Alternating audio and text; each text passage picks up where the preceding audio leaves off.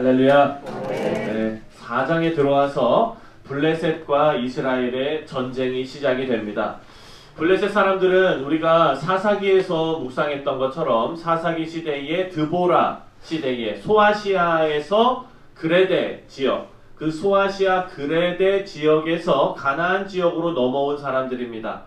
해안가에 자리 잡고 있는 이 백성들은 아주 발달된 무기를 가지고 있었던 호전적인 사람들입니다. 그래서 사사시대 때부터 훗날 우리가 다 알지요. 사무엘 상하를 쭉 나가면서 다윗 시대에 이르기까지 다윗이 맞서 싸운 그 군대가 또 블레셋 군대 아닙니까? 그때까지 이스라엘을 계속해서 괴롭혔던 그런 민족입니다.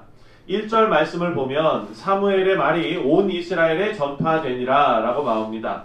여기에서 사무엘의 말이 온 이스라엘에 전파되니라, 이 얘기는 하나님께서 사무엘을 통해서 말씀하신 그 일이 이제 이스라엘 사람들에게 다 전파가 된 거예요. 그리고 이스라엘은 나가서 블레셋 사람들과 싸우려고 에베넷의 곁에 진치고 블레셋 사람들은 아벡에 진쳤더니, 1절을 읽어보면 우리가 잘못 생각하면 이스라엘이 블레셋을 먼저 치려고 전쟁을 시작한 것처럼 그렇게 보입니다.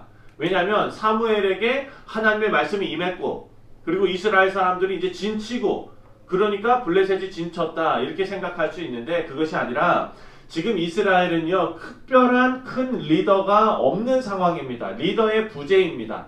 그런 상황에서 이스라엘이 먼저 전쟁을 시작했다는 것은 정황상 맞지가 않습니다.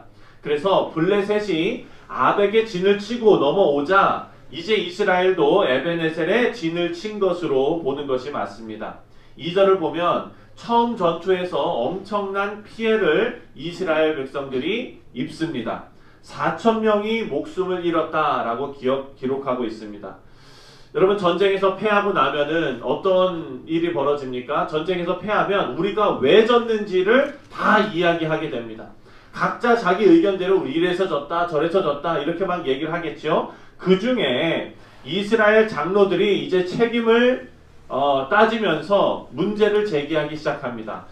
이스라엘 장로들은 전쟁에서 우리가 왜 졌는가를 잘 생각해 보니까 여호와의 법궤가 함께하지 않은 것이 우리가 전쟁에서 진 요인이다 라고 결론을 내린 거예요. 3절 말씀입니다. 3절을 다 같이 한번 읽겠습니다. 시작. 백성이 진영으로 돌아오매 이스라엘 장로들이 이르되 여호와께서 어찌하여 우리에게 오늘 블레셋 사람들 앞에 패하게 하셨는고, 여호와의 언약궤를 실로에서 우리에게로 가져다가 우리 중에 있게 하여 그것으로 우리를 우리 원수들의 손에서 구원하게 하자 하니. 여러분, 이것은 이스라엘 장로들이 지금 어떻게 생각하냐면, 우리가 지금 4,000명이 죽을 정도로 크게 패했는데 이 패배의 원인이 그 여호와의 법궤가 없어서다라는 거예요. 하나님께서 함께하지 않으셨다라고 인정하는 게 아니라 여호와의 법궤가 없어서 그랬다라고 말하는 것과 같은 것입니다. 지금 문제를 제대로 진단해내지 못하는 이스라엘의 장로들입니다. 사실 하나님께서 블레셋으로 이스라엘을 침략하게 하신 것은 이스라엘이 영적으로 부패했기 때문입니다. 하지만 그것을 이스라엘은 깨닫지 못하고 하나님의 언약궤만 있으면 이길 수 있을 것으로 착각하고 있는 것입니다. 그리고 이번에 두 번째 전쟁에 그렇게 나갔다가 법궤마저 빼앗겨 버립니다. 여러분, 여호와의 법궤가 지금 이스라엘 진영으로 왔다라는 그런 소식을 블레셋 사람들이 들었습니다. 그 사람들이요, 그 소식만 듣고도 벌벌 떨었습니다. 8절 말씀입니다. 8절 다 같이 시작. 우리에게 화로다. 누가 우리를 이 능한 신들의 손에서 건지리요. 그들은 광야에서 여러 가지 재앙으로 애굽인을 친 신들이니라. 여러분, 지금 블레셋 사람들은요, 여호와 하나님의 법궤가 이스라엘 진영으로 들어왔다는 소식을 듣고 이 사람들은 뭘 생각했냐면, 하나님께서 출애굽할 때에 애굽 땅에서 10가지 재앙을 펼쳐 보이시고 이스라엘 백성들을 강권적으로 이끌어내신 사건을 기억하는 겁니다. 자기들이 생각할 때 애굽은요, 감히 건들지도 못하는, 쳐다보지도 못하는 강대국이었는데 그 강대국을 치고 이스라엘 백성들을 빼어낸 이 신은 정말 어마어마한 신이라고 생각을 했던 거예요. 그래서 믿지 않는 사람도 여호와의 능력과 영광에 벌벌 떨고 있는 것입니다. 10절과 11절 말씀을 보면은요, 전쟁의 결과가 아주 참패를 당합니다. 이스라엘 백성들이. 10절과 11절을 보면 블레셋 사람들이 쳤더니 이스라엘이 패하여 각기 장막으로 도망하였고 사륙이 심히 커서 이스라엘 보병에 엎드러진 자가 3만 명이었으며 하나님의 괴는 빼앗겼고 엘리의 두 아들 홈니와 비느하스는 죽임을 당하였더라. 이스라엘은요, 두 번째 전쟁으로 3만 명이 죽었습니다. 여호와의 언약궤가 없이 그냥 싸웠을 때도 4천 명이었는데 여호와의 법궤를 가지고 싸웠는데 거의 8배 가까이 많은 그런 사람이 죽었습니다. 그리고 언약궤까지 빼앗겼습니다. 여러분, 고대의 이런 전쟁들은요, 그냥 사람의 전쟁으로 여기지 않았습니다. 이것은 신들과 신들의 전쟁이었습니다.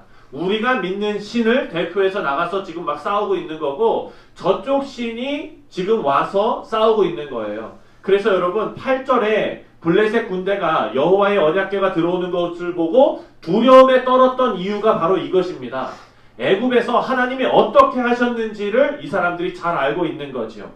강대국의 신들보다 더 강한 신을 지금 대면해서 싸워야 되니까 벌벌 떨면서 우린 죽었다 이러고 나간 거예요. 그런데 결과를 열고 보니까 어떻게 됐어요? 대승을 거뒀습니다. 블레셋 사람들이. 이번 전투에서 하나님의 임재의 상징인 법궤마저 빼앗겨 버렸습니다. 여러분, 이것은 이스라엘 백성들이 잘못된 행동으로 하나님의 영광을 훼손한 사건입니다. 하나님의 영광은요, 믿지 않는 사람들조차도 벌벌 떨게끔 만드는 하나님의 영광이 있었습니다. 그런데 이스라엘의 범죄함으로 인해서 그 하나님의 영광을 땅에 떨어뜨리게 만든 것입니다. 훼손한 사건입니다. 여러분, 이런 일이 벌어진 것은 하나님께서 힘이 없으셔서 이렇게 된 게 아닙니다. 이스라엘의 잘못된 신앙의 범죄 결과 때문입니다. 일어나서는 안 될 일이 일어난 것이죠. 사랑하는 성도님들, 이스라엘 백성들은 전쟁에 나갈 때 하나님을 품고 나가지 않았습니다. 하나님 앞에 범죄한 사람들이었습니다. 그런데 우리가 이 땅에 살아가면서 지금 오늘날 우리의 삶 가운데, 내 마음 가운데 그리스도를 품고 살고 있는지를 우리는 이 본문 말씀을 통해서 점검해 보아야 합니다. 사랑하는 성도님들, 운전을 하다 보시면은 차 안에 이렇게 십자가 걸어놓고 운전하시는 분들 계시죠? 네.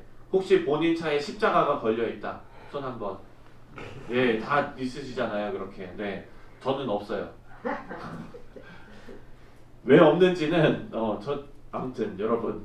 십자가에, 차에다 십자가를 걸어놓고, 그리고 차 뒤에 보면은 물고기 마크가 이렇게 돼 있잖아요. 그게 뭡니까? 내가 크리스찬이다 라는 것을 상징하기 위해서 뒤에다가 이렇게 해놓습니다.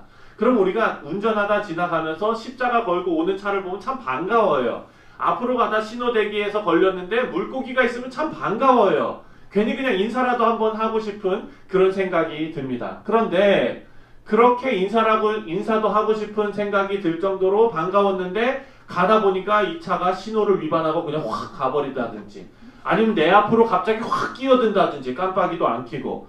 여러분, 이러면은 어떻습니까? 더 화가 납니다. 아이고, 예수 믿는 사람들이 어떻게 저래? 이런 마음이 막 드는 거예요. 여러분, 마찬가지로 우리도 그리스도를 품고 사는 사람들입니다. 하나님께서 거룩하신 것처럼 우리도 우리의 삶과 행동에 거룩이 배어나와야 마땅한 사람들입니다. 네. 하나님의 은혜로 살고 있지만 그리스도의 사랑을 전하고 그 사랑을 살아내야 하는 막중한 무게도 짊어지고 살아가는 사람들이 바로 우리라는 것입니다. 그래서 여러분, 안에 십자가를 걸어놓고 또 앞에 그 차 대시보드에 성경책 큰 거 놓고 다니시고 이것이요, 사고 나지 말라고 그렇게 하고 다니신다면은 여러분, 큰 오산입니다. 그거는요, 하나님의 마음을 품고 그리스도를 품고 살아가는 무거운 우리의 책임감을 가지고 살아가는 것으로 여기고 올려놓으셔야 되는 것입니다. 아멘. 여러분, 성도답게 살아가야 되는 것이 우리의 삶의 임무입니다. 아멘. 그런데 여러분, 성도다운 것은요, 제가 말씀을 묵상하면서 두 가지로 나타난다고 저는 생각이 됩니다. 첫 번째는 거룩의 모습입니다. 사랑하고 섬기고 도와주고 희생하고 감싸주고, 우리가 하나님을 사랑하는 것, 그 사랑이 하나님께서 우리를 사랑하신 것에 대한 반응으로 그 사랑과 섬김을 받았던 것처럼 우리가 사는 것이 바로 거룩한 동행의 삶입니다. 그리고 두 번째로 제가 생각한 거는요, 흔들리지 않는 것입니다. 여러분, 성도들은요, 이 세상 살아가면서 하나님의 보호하심을 입고 살아가는 존재인 줄 믿으시기 바랍니다. 아멘. 그런데 어려움은요, 이런 성도들도 피해가지 않습니다. 사업에 닥친 어려움이 있을 수 있어요. 관계에 닥친 어려움이 있을 수 있습니다. 가정에게 들어닥친 어려움이 있을 수 있어요. 건강에 어려움이 찾아올 수 있습니다. 우리의 삶을 흔들어 놓을 정도의 어려움이 찾아올 수 있다는 것입니다. 하지만 여러분, 성도다움이란 이런 삶의 송두리째로 흔들리는 이 상황에서 동요되어서 갈 바를 잃고 정신이 나간 사람처럼, 혼이 나간 사람처럼 당황해 있는 것이 아니라 차분하게 문제에 압도당하지 않고 흔들리지 않는 하나님의 선하심에 내 마음의 중심을 두는 것이 성도다움입니다.